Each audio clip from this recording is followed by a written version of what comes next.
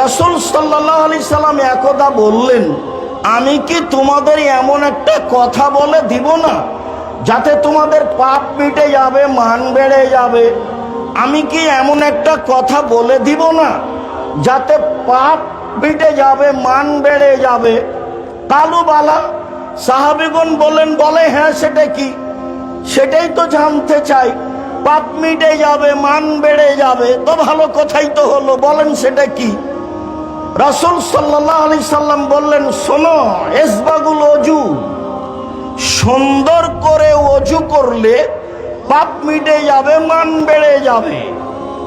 ও মাশাআল্লাহ, একদম পায়ে হেঁটে মসজিদে গেলে পাপ মিটে যাবে, মান বেড়ে যাবে। ওয়াইনতিজারু সালাত বাদা সালাত, সালাতের পরে আবার সালাত আদায় করব এমন আশা পোষণ করে অপেক্ষা করলে পাপ মিটে যাবে, মান বেড়ে যাবে। অত্র বুখারী মুসলিমের হাদিসে তিনটে কাজে পাপ মিটে যায়, মান বেড়ে যায়, তা প্রমাণ হলো: এক, সুন্দর করে ওযু করলে; দুই, পায়ে হেঁটে মসজিদে গেলে; তিন, সালাতের পরে সালাতের অপেক্ষা করলে। অনুরূপী আরেকটি